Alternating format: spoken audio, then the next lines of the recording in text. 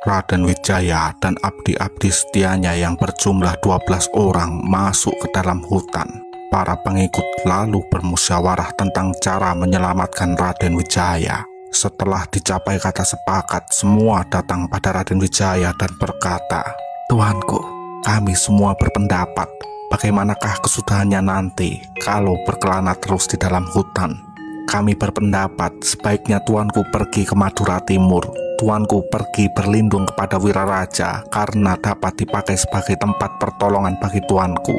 Tentunya Wiraraja akan menaruh belas kasihan kepada tuanku karena dia dapat menjadi orang besar berkat pertolongan almarhum ayah tuan." Atas permintaan para pengikutnya untuk berlindung di bawah naungan Wiraraja di Madura, Raden Wijaya pun berkata, "Kalau ia menaruh kasihan, kalau tidak, saya akan sangat malu." Sora, Ronggolawe, dan Nambi bersama-sama menjawab, "Tuanku, apa sebab Wiraraja akan berpaling dari tuanku?" Atas desakan ketiga abdi setianya itu, Raden Wijaya lalu mengikuti permintaan tersebut dan memutuskan bergerak ke utara untuk menuju Madura. Pada siang harinya, dalam pelarian ke Madura, Raden Wijaya dan para pengikutnya sampai di desa Kudadu dalam keadaan lapar, letih, dan berduka. Kepala desa Kudadu yang melihat Raden Wijaya dalam keadaan mengenaskan itu dengan segera menyambut mereka dengan tangan terbuka. Ia menyambut Raden Wijaya dan para pengikutnya dengan memberikan bakti berupa makanan, minuman, dan nasi. Semua dipersembahkan dengan maksud untuk memulihkan kondisi Raden Wijaya dan para pengikutnya. Dan dikarenakan khawatir atas keselamatan Raden Wijaya dan para pengikutnya, kepala desa Kudadu juga memberikan tempat persembunyian kepada mereka agar tidak ditemukan oleh musuh. Maka terjalinlah rasa persaudaraan di antara mereka. Raden Wijaya yang melihat Gajah Pagon kesakitan tak dapat berjalan berkata kepada kepala desa, "Kepala desa, bisakah saya menitipkan satu orang? Gajah Pagon ini tak dapat berjalan. Hendaknya lah ia tinggal di sini." Kepala desa pun menjawab, "Aduh tuanku, tidak akan berakhir baik jika Gajah Pagon ditemukan musuh di sini. Hamba-hamba di desa tidak akan menyetujuinya. Kehendak hamba ini biarlah ia berada di dalam pondok di hutan, di ladang tempat orang menyapit ilalang. Di tengah-tengahnya setelah dibersihkan akan dibuatkan sebuah pondok. Di sana sunyi, tak ada orang yang mengetahui. Hamba-hamba di desa nanti yang akan memberi makan tiap-tiap hari." Maka disepakatilah bahwa Gajah Pagon akan ditinggalkan di hutan untuk sementara waktu. Setelah kepala desa Kudadu memberikan semua bakti kepada Raden Wijaya dan para pengikutnya, Raden Wijaya pun mengemukakan maksud untuk berangkat ke Madura guna mencari perlindungan dari Arya Wiraraja.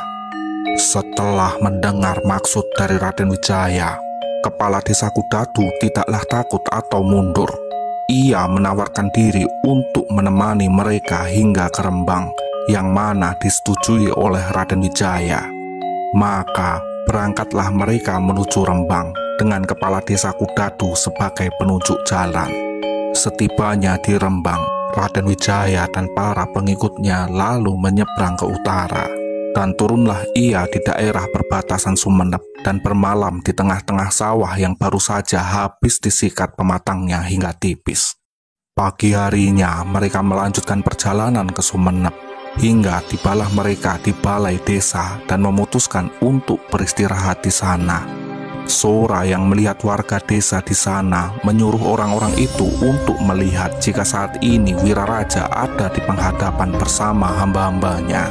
Maka berangkatlah orang-orang yang disuruh untuk melihat apakah Wiraraja ada di penghadapan. Sekembalinya mereka yang disuruh, berkata mereka kepada Sora, "Tuan Wiraraja ada di penghadapan, Tuan." Setelah diberitahu bahwa Wiraraja ada di penghadapan, maka berangkatlah Raden Wijaya dan para pengikutnya menuju tempat penghadapan Wiraraja untuk menemuinya. Wiraraja saat itu sedang di penghadapan bersama dengan hamba-hambanya yang sedang menghadap kepadanya. Datanglah Raden Wijaya kepadanya dan terlihat Raden Wijaya oleh Wiraraja. Terperanjat Wiraraja melihat Raden Wijaya datang kepadanya. Ia tak menyangka bahwa Raden Wijaya akan datang untuk menemuinya. Seketika itu juga Wiraraja turun dari penghadapan dengan cepat.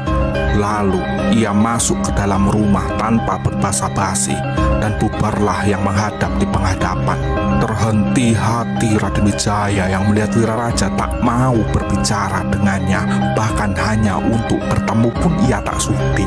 Berkata Raden Wijaya kepada Sura dan Ronggolawe, "Nah, apa kataku? Sangat malu aku. Lebih baik aku mati saat aku bertempur waktu itu." Dikarenakan Wiraraja tak ingin menemuinya, maka pergilah Raden Wijaya dan para pengikutnya kembali ke balai desa. Sesampainya mereka di balai desa, mereka memanfaatkan waktu untuk memikirkan rencana yang akan mereka lakukan ke depannya. Namun, secara tak terduga Raden Wijaya melihat rombongan orang datang kepadanya dengan Wiraraja memimpin rombongan itu. Arya Wiraraja datang kepada Raden Wijaya berbondong-bondong bersama istri dan seisi rumahnya, membawa sirih dan pinang sebagai persembahan. Ronggolawe pun berkata, "Nah, tuanku, bukankah itu Wiraraja yang datang menghadap kemari?" Maka tenanglah hati Raden Wijaya melihat Wiraraja datang menemuinya. Ketika Wiraraja bertemu dengan Raden Wijaya, ia meminta agar Raden Wijaya masuk ke perumahan Adipati. Lalu bersama-sama mereka pergi ke perumahan Adipati dengan Wiraraja mengiringi Raden Wijaya. Setelah datang di rumah tempat Wiraraja tinggal, Raden Wijaya dituntun ke dalam balai nomor 2 sebelah luar. Di sana Raden Wijaya menceritakan riwayat bagaimana Sri Kertanegara gugur di tengah gempuran pasukan Jayakatwang. Ia juga menceritakan tentang bagaimana ia berperang dengan pasukan Gelang-Gelang. Setelah Raden Wijaya menceritakan hal-hal yang terjadi selama ini, bertanya Wiraraja pada Raden Wijaya, "Sekarang ini, apakah yang menjadi kehendak Tuan?" Raden Wijaya pun berkata, "Saya minta persekutuanmu jika sekiranya ada belas kasihanmu kepadaku." Wiraraja menjawab, "Janganlah tuanku khawatir, hanya saja hendaknya tuan bertindak perlahan-lahan, tak terburu-buru."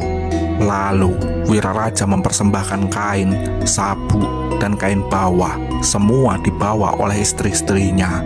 Berkata Raden Wijaya kepada Wiraraja, "Bapak Wiraraja, sangat besar hutangku kepadamu. Jika tercapai tujuanku, akan kubagi menjadi 2 tanah Jawa nanti. Hendaknya kamu menikmati seperduanya, saya seperduanya."